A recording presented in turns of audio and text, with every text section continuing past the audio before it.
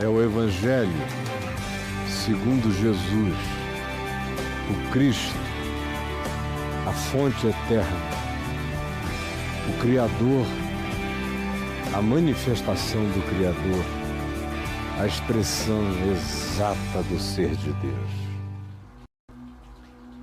Hoje eu inicio esse ano de 2020 lendo para nós em Marcos, no capítulo 11, do verso 20 ao verso 26.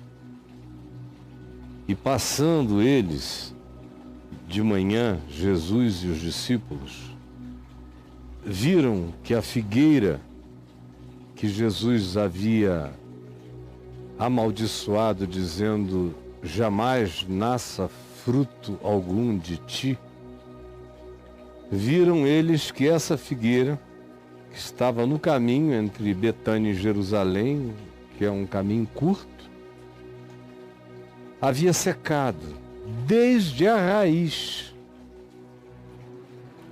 Então Pedro, lembrando-se do episódio do dia da manhã anterior, falou: mestre, eis que a figueira que amaldiçoaste secou. Ao que Jesus lhes disse: tende fé em Deus, porque em verdade vos afirmo que se alguém, qualquer um, qualquer pessoa, não tem que ser alguém validado, nem autenticado, nem separado para essa tarefa, é qualquer pessoa, qualquer alguém que disser a este monte, o Monte das Oliveiras, onde eles estavam, vindo de Betânia ou voltando para Betânia, era ali, naquele caminho onde está o Monte das Oliveiras. Este monte é o Monte das Oliveiras. Se alguém disser ao Monte das Oliveiras: ergue-te e lança-te no mar Mediterrâneo, a alguns quilômetros de distância, e não duvidar no seu coração, mas crer que se fará o que diz,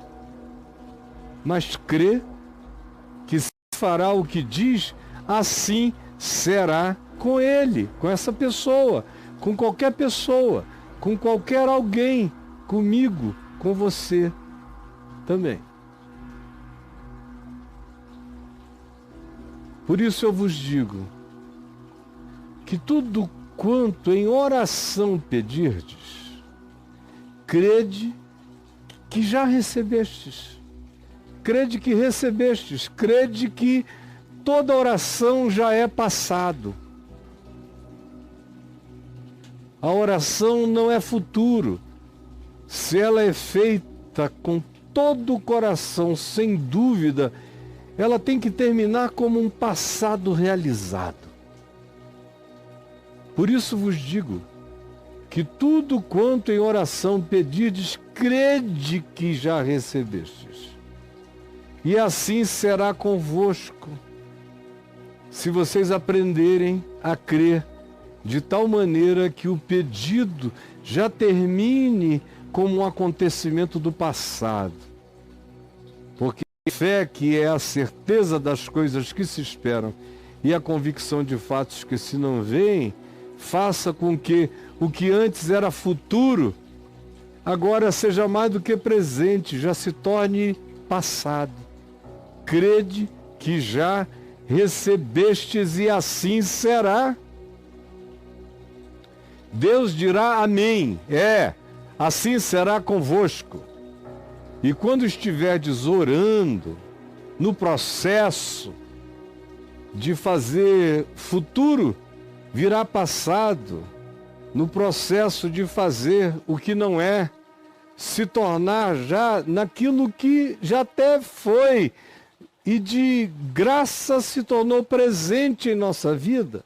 Nesse processo chamado de oração, é o nome do processo de transformar futuro em presente e passado. É o nome do processo de tirar do inexistente, do nihilo, do nada, pela fé, as coisas que venham a acontecer. Nesse processo, se tendes alguma coisa contra alguém, se tendes alguma coisa contra alguém, perdoai. Perdoai. Você está nesse processo? Lembrou de raivas, antipatias, atitudes determinadas,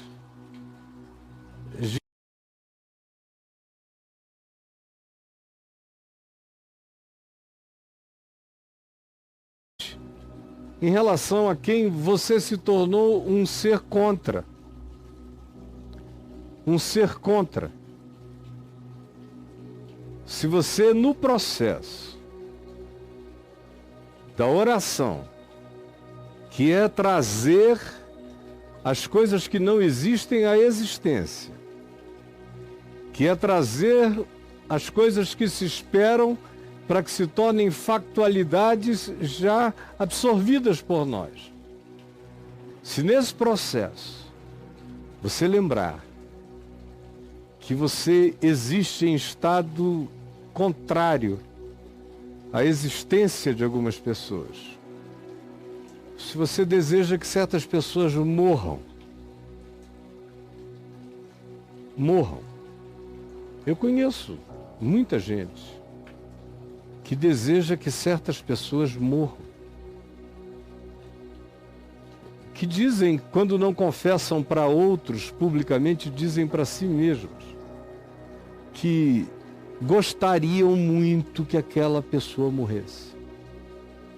Por causa de desacordos políticos, ideológicos, filosóficos, religiosos.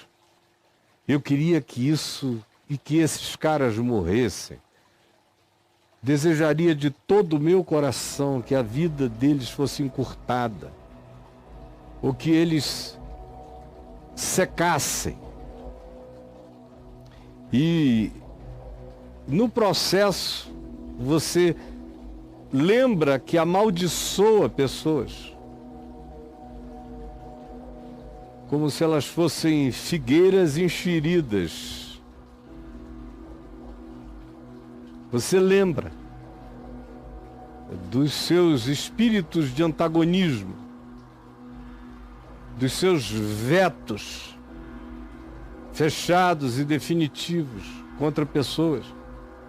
Se você estiver orando, estiver precisando, estiver buscando trazer o futuro para o presente, para torná-lo uma memória de gratidão resolvida na sua vida, porque é isso que a oração se propõe a fazer. Se no processo você lembrar que tem alguma coisa contra alguém, veja, alguém, qualquer um pode pedir, alguém, qualquer um pode obter, mas também alguém, qualquer um, precisa perdoar.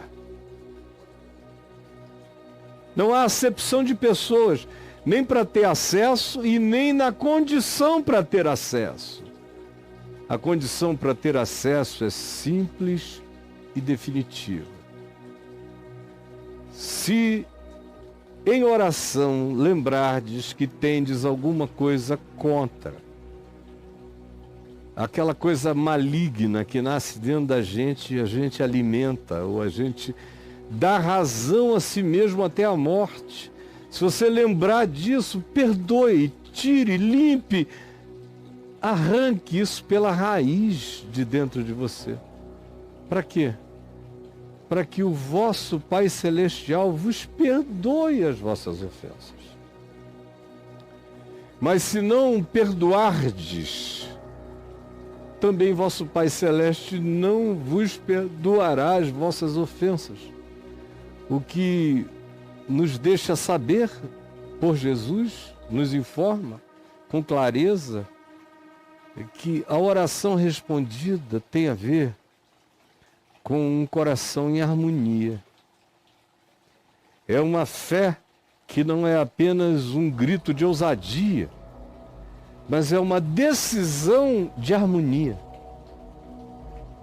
A maioria das pessoas pensa na fé apenas como um grito de ousadia, como uma estupidez grotesca, como uma capacidade de fazer violência ao impossível.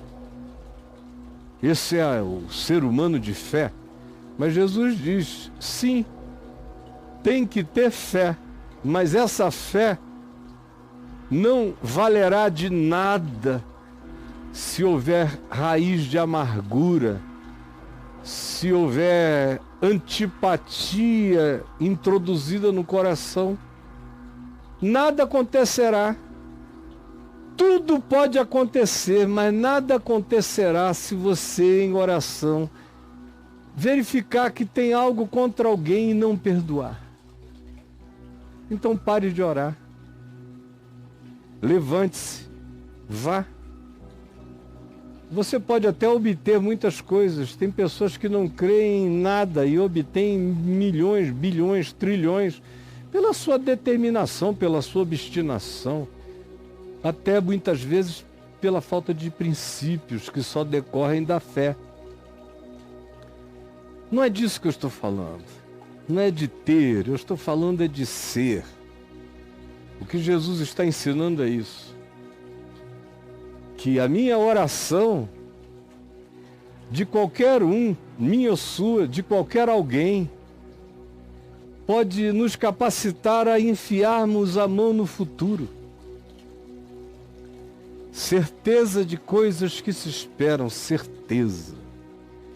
Convicção de fatos que se não veem, que não estão presentes.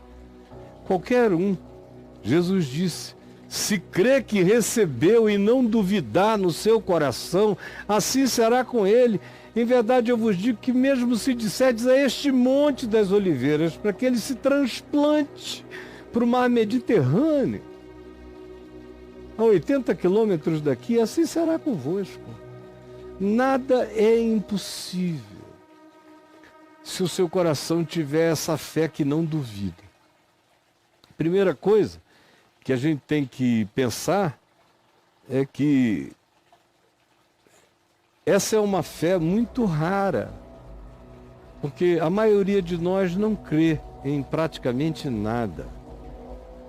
A gente faz uma fezinha em algumas coisas, a gente aposta. É como às vezes eu vejo alguns acadêmicos dizerem, eu estou correndo o risco da fé. Digo, pelo amor de Deus, cara, está correndo o risco de que fé? Se a fé for um risco, não é fé. Porque a fé, segundo Jesus, não é um risco, é uma certeza. A fé que é um risco não é fé. É uma tentativa de crença. É um ato semi-suicida ou suicida, em nome de Deus. Mas não é fé. A fé enraizada e plantada em Deus, na palavra, no Evangelho, é a certeza, não é o risco. É a certeza de coisas que se esperam. É a convicção de fatos que se não veem. Se alguém tiver essa fé, Jesus disse, e crê no seu coração que já recebeu, assim será com ele. Como assim foi com Jesus. Como assim foi com alguns seres humanos. Em muitas situações. Mas assim como não tem sido com a maioria esmagadora de todos nós que dizemos que somos da fé. Mas não cremos. Somos sim do medo, somos da raiva, somos do pânico, somos das crenças, somos dos riscos, somos das apostas, mas não somos da certeza. Sem certeza, o Monte das Oliveiras não se muda para o Mediterrâneo. Sem certeza, a figueira da hipocrisia não seca até a raiz. Sem certeza, eu não tomo posse antecipadamente daquilo que ainda não é, mas que no meu coração já se tornou.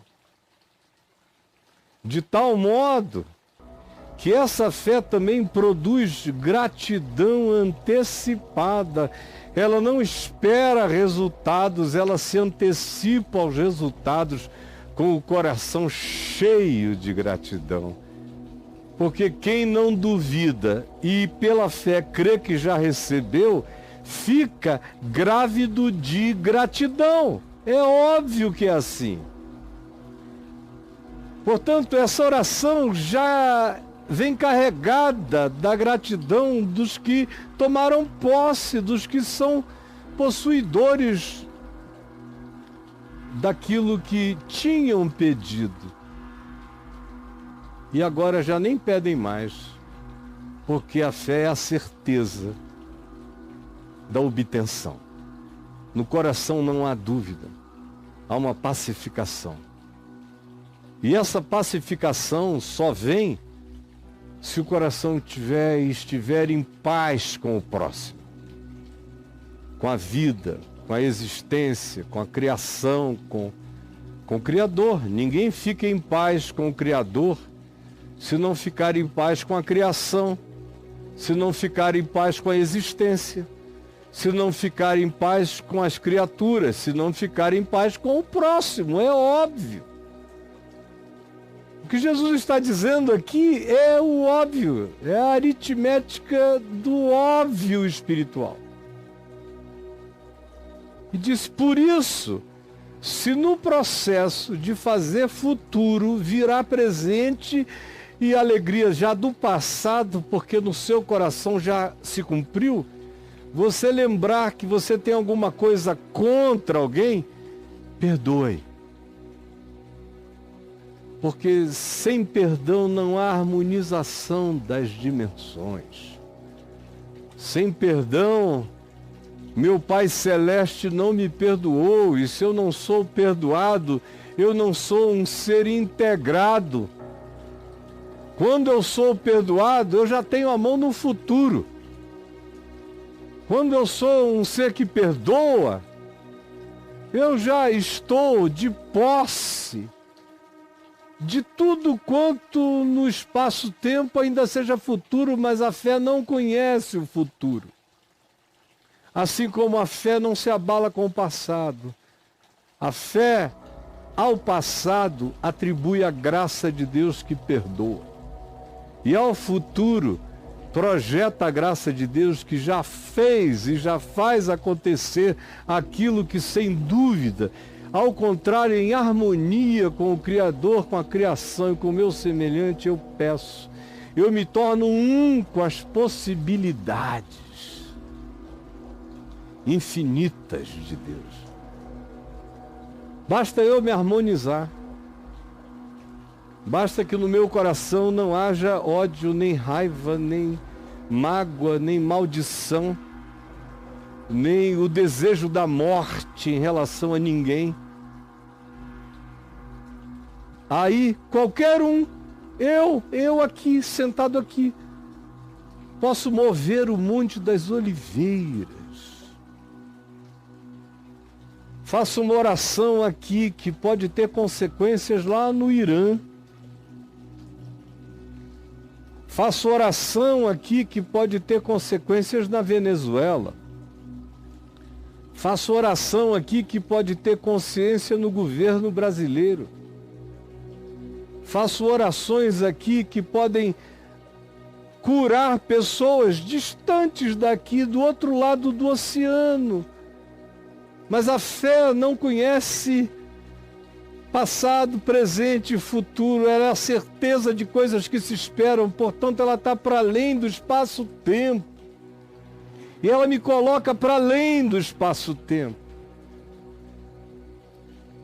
sacando do futuro para o presente, transformando o futuro em gratidão do meu passado. A fé está para além do espaço e do tempo. E tudo é possível ao que crê. Se o coração não duvidar e houver essa harmonia pacificadora do perdão, da decisão de não ser Satanás para ninguém, de não ser o contra do outro. O que eu estou dizendo aqui é horrível. É praticamente insuportável, eu reconheço, para a maioria dos cristãos que estão me vendo aqui agora. Divididos, polarizados, cheios de ódio, com muita raiva. Cheios de muito diabo, de muito Satanás, de muito demônio. Contra tudo, contra todos. Cheios de dogmas. Por isso você pode orar, orar, orar, orar e nada vai acontecer. Porque a sua oração está fadada ao sepultamento de confissões ineficazes e inférteis. Suas palavras são sementes mortas que não engravidam o mundo espiritual. Porque se você não se tornar harmonizado com seu Pai Celeste, para que Ele perdoe as suas ofensas, e porque você tenha perdoado o que você tenha contra qualquer um, para que a sua vida entre nesse estado, nesse ciclo de harmonia, onde a fé opera. A fé opera pelo amor. É tão óbvio, é tão simples, para mim é quase uma mecânica, é uma arquitetura para ser enxergada. A fé opera pelo amor, por isso, se orando, detectardes qualquer coisa que tendes contra o outro, perdoar. Porque a fé que saca do futuro para o presente e que já transforma o que não é em atitude de gratidão, essa fé só opera pelo amor, só se configura pelo perdão. Porque sem perdão ninguém ama nesse mundo. Para a gente amar nesse mundo, a gente tem que aprender a perdoar. Para a gente amar neste mundo, a gente tem que aprender a perdoar, porque quem não perdoa não vai conseguir amar ninguém na face da terra. Por outro lado, se eu não perdoar, eu não serei perdoado. E a minha voz não será ouvida. E o meu clamor não será atendido. Eu estou pedindo coisas que se tornem reais, sacando e puxando o futuro para o presente, para que ele seja uma gratidão na minha memória, mas enquanto isso eu não consigo no presente esquecer ou perdoar o mal ou o que quer que eu ache que alguém me fez. Não adianta, porque a maldade do outro, Jesus está me ensinando, não serve de álibi para o meu ódio, nem para a minha mesquinharia, nem para a disfarçatez da minha hipocrisia. Mas eu sei que o que eu estou dizendo aqui é insuportável. É insuportável. Se eu estivesse falando outras coisas, não estivesse tocando no nervo do Evangelho, milhões me seguiriam todos os dias. Mas os que têm vindo são puxados pelo Espírito Santo, porque essa palavra que eu estou pregando é contra-intuitiva e contra-instintual em relação a todo aquele que ainda existe como bicho, como animal, como predador, mamífero, que não se tornou filho de Deus. Porque Jesus disse que os filhos de Deus são aqueles que perdoam, que são misericordiosos e tolerantes como o Pai Celeste, que faz vir sol sobre maus e bons, chuvas sobre justos e injustos. Ele disse assim também: sede vós, como vosso Pai Celeste. Isso é imitar a Deus como filhos amados, é agir como Ele age. E demanda de todo aquele que diz que é seu discípulo que se torne de fato alguém assim. Do contrário, todo privilégio se transforma em nulidade. Toda promessa não passa de vacuidade. Senhor Jesus, eu estendo a minha mão e inicio este ano pegando em milhões de vidas e de corações e puxando-as para o entendimento, para a compreensão, para o discernimento da Tua palavra, em nome de Jesus. Eu sei. E no meu coração, aqui diante de Ti, não há nada contra ninguém. Estão todos livres, todos perdoados, todos abençoados, todos prosperados na minha mente, nos meus pensamentos, nos meus desejos e nas minhas orações. Quero para todos o que eu quero para os meus filhos, para os meus netos. Eu quero. E eu quero crescer nessa paz que não duvida, nessa graça que já se sabe respondida, que anda em gratidão todo dia, não esperando resultados, mas celebrando o que tu já fizeste e que vai aparecer diante dos meus olhos, porque eu ando nessa certeza. Obrigado pela palavra eterna, por essa revelação que a cada dia se torna mais moderna, para quem entende, para quem compreende.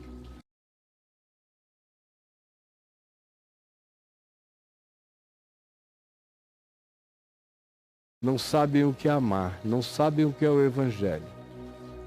Não entendem o poder da fé que opera pelo amor. Revela-te agora e opera esse milagre na mente de milhões. É o que eu te peço, em nome de Jesus. Amém e amém.